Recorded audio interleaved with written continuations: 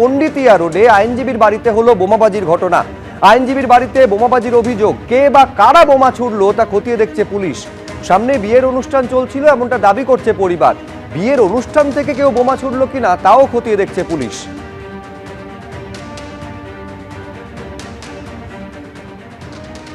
এই মুহূর্তে আমরা রয়েছি গড়িয়াহাট থানা এলাকার পণ্ডিতিয়া রোডে এক আইনজীবীর বাড়িতে। বাড়ির সামনের যে লন আমরা দেখাচ্ছি, এখানেই গতকাল রাতে আচমকাই বিস্ফোরণের শব্দ হয়। যারা বাড়ির বাসিন্দা তারা নিচে আসেন এবং নিচে আসার পর তারা যেটা দেখেন যে একটা বোম এই বাড়ির সেই লন এখানে পড়ে রয়েছে। এবং শুধু তাই নয়, এই ধরনের স্প্রিংটার, ওই সাইকেলের বল বিয়ারিং যেরকম হয়, এই ধরনের স্প্রিংটার বাড়ির চারিদিকে সেগুলো ছড়িয়ে ছিটিয়ে রয়েছে। এখনও পর্যন্ত সেগুলো বিভিন্ন জায়গায় ছড়িয়ে ছিটিয়ে রয়েছে। ঘটনার পর গড়িয়াহাট থানাকে পরিবারের সদস্যরা জানিয়েছেন। গড়িয়াহাট থানার পুলিশ আধিকারিকরা আজকে সকালে এসেছিলেন, পরিবারের সদস্যদের সঙ্গে কথা বলেছেন। কিভাবে গোটা ঘটনা ঘটলো সেটা গড়িয়াহাট থানার পুলিশ তদন্ত শুরু করেছে।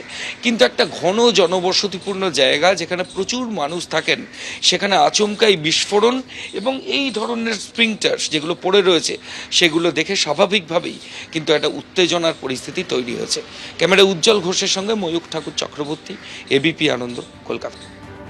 আরেকবার আপনাদের বলবো, গড়িয়াহাট থানার পণ্ডিতিয়া রোডে যে ঘটনা ঘটেছে, আইনজীবীর বাড়িতে বোমাবাজির ঘটনা ঘটেছে। এই বোমাবাজির অভিযোগ সামনে এসেছে। এখন কে বা কারা বোমা ছুড়লো তা খতিয়ে দেখছে পুলিশ। আইনজীবীর স্ত্রী কি বলছেন একবার দেখুন। কাল রাত 9:45টার সময় হঠাৎ প্রচণ্ড আওয়াজ করে, কাঁচ ফাটার মতো আওয়াজ করে একটা বোম এসে ফেটে পড়ে। আমি নিচে এসে দেখি নর্মাল বমের মতো নয়, মানে অনেকটা অন্য রকম একটা খোলস রয়েছে, বম শেল, আর ছোট ছোট অনেক গোল গোল জিনিস ছড়িয়ে রয়েছে চারপাশে, আর ভীষণ বারুদের গন্ধ।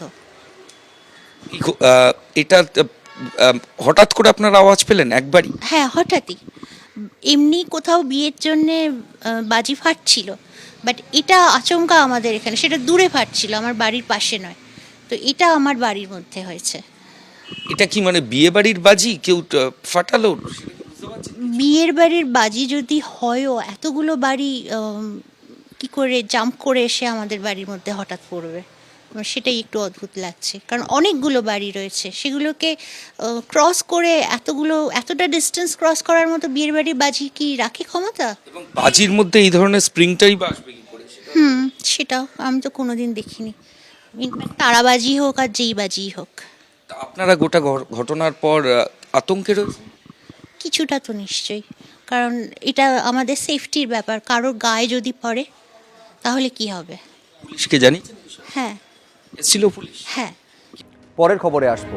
কাকুলিয়ায় বেপরোয়া দুষ্কৃতী তাণ্ডবের 5 দিন পেরিয়ে গেল, কিন্তু এখনো মূল দুই অভিযুক্ত সোনা পাপ্পু এবং বাপি হালদার পুলিশের নাগালের বাইরে। অশান্তির ঘটনায় আরও একজন অভিযুক্তকে গ্রেফতার করেছে পুলিশ। ধৃতের সংখ্যা বেড়ে দাঁড়িয়েছে 20। ধৃত শম্ভু শিকারী ওরফে পটলা লেক থানা এলাকার বাসিন্দা। মূল অভিযুক্ত সোনা পাপ্পুর হদিশ পুলিশ না পেলেও তাকে গত মঙ্গলবার দেখা গেছিল ফেসবুক লাইভে। আরেক দুষ্কৃতী দলের পান্ডা বাপি হালদারেরও কোনো খোঁজ নেই।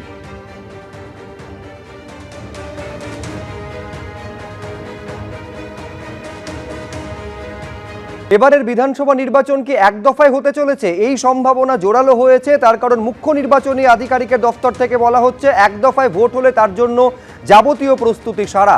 সবটা নির্ভর করবে জাতীয় নির্বাচন কমিশনের তরফ থেকে যে নির্দেশ আসছে তার উপরে।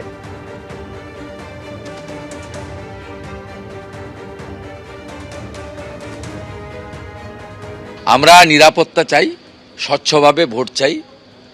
আমরা চাই 2024 এবং 21-এর মতো নির্বাচন যেন না হয়। আমরা চাই ক্যামেরা বন্ধ করে যেন ভোট না হয়। আমরা চাই ভূতেরে যেন ভোট না দেয়। আমরা চাই সকালবেলা কোচবিহারে দিলাম, তারপরের দিন এসে মালদায় মেরে দিলাম, তার 3 দিন পরে এসে মুর্শিদাবাদে মেরে দিলাম, তারপরে এসে দক্ষিণ 24 পরগনায় দিলাম, ফাইনালি ভবানীপুরে ঝেড়ে দিয়ে চলে গেলাম। এই ব্যবস্থা বন্ধ। বিজেপি বিধায়ক অগ্নিমিত্রা পালের মন্তব্য ঘিরে বিধানসভায় তুলকালাম পরিস্থিতি তৈরি হলো আজ। ক্রিমিনাল সংখ্যালঘুদের রক্ষা করাই এই সরকারের একমাত্র কাজ বলে মন্তব্য করেছেন অগ্নিমিত্রা পাল। আর এই মন্তব্যের তীব্র প্রতিবাদ করেন ফিরহাদ হাকিম। আপনি অসত্য কথা বলছেন, ক্ষমা চাইতে হবে বলে দাবি তোলেন পুরমন্ত্রী। স্বাধীনতা আন্দোলনে বহু সংখ্যালঘু মানুষ প্রাণ দিয়েছেন। অগ্নিমিত্রা পালের মন্তব্যের বিরোধিতায় এই কথা বলেন পুরমন্ত্রী ফিরহাদ হাকিম। ফিরহাদ হাকিমের সঙ্গে তৃণমূলের অন্য বিধায়কদেরও বিক্ষোভ। ওয়েলে নেমে তৃণমূল বিধায়কদের স্লোগান এবং বিক্ষোভ চলতে থাকে। বিজেপি বিধায়কদের পাল্টা স্লোগান এবং বিক্ষোভে উত্তাল হয়ে ওঠে আজকের অধিবেশন। অগ্নিমিত্রার মন্তব্যের তীব্র প্রতিবাদে ফিরহাদ হাকিম বলছেন, আপনি অসত্য কথা বলছেন, ক্ষমা চাইতে হবে। স্বাধীনতা আন্দোলনে বহু সংখ্যালঘু মানুষ প্রাণ দিয়েছেন।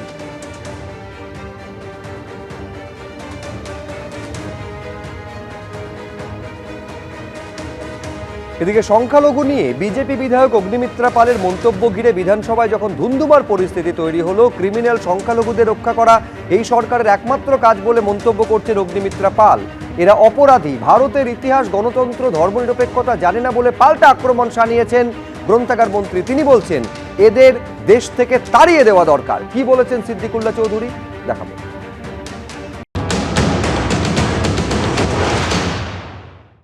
আপনারা মানে আপনাদের সরকার সংখ্যালঘুদের ব্যবহার করে ভোট ব্যাংকের জন্য আপনারা তাদেরকে ক্রিমিনাল বানাচ্ছেন। এটা তো সত্যি কথা। আজকে সংখ্যালঘুরা ভারতবর্ষের স্বাধীনতার সংগ্রামে তাদের কি অবদান আমরা সবাই জানি। আপনাদের ইলেকশন রাজনীতির বেনিফিটের জন্য আপনারা ভোট ব্যাংকের জন্য শুধু সংখ্যালঘুদের ব্যবহার করেন। আমরা কিন্তু সেটা করি না। সবকা সাথ, সবকা বিকাশ, সবকা বিশ্বাস, সবকা প্রয়াস। যখন আবাসের লাইনে বা উজ্জ্বলা গ্যাসের লাইনে কেউ দাঁড়ায়, তখন জিজ্ঞেস করা হয় না যে তুমি হিন্দু না মুসলমান না জৈন না শিখ। ওটা আপনারা ধর্ম নিয়ে রাজনীতি করেন। সত্যি কথাটা বেরোবার সময় এসে গেছে। এরা অপরাধী। ভারতের ইতিহাস পড়েনি, গণতন্ত্র পড়েনি, ধর্মনিরপেক্ষতা পড়েনি। এরকম মহিলাদেরকে দেশ থেকে তাড়িয়ে দেওয়া দরকার। এরা অযোগ্য। আমরা একসাথে আছি, একসাথে থাকবো। হিন্দু মুসলমান আজকে বাংলায় কিছু করা যাবে না। মানুষ ধৈর্য ধরে আছে, প্রমাণ পাবেন ভোটে। মানে আপনি যেটা বলছেন অগ্নিমিত্রা পাল যেভাবে আচরণ করলেন সেটা সংবিধান বিরোধী, গণতন্ত্র। ওখানে দাঁড়িয়ে ক্ষমা চাওয়া হচ্ছে। প্রচন্ড অন্যায় কাজ করেছে। এটা পারমিটেবল না। এবিপি আনন্দ, এগিয়ে থাকে, এগিয়ে রাখে।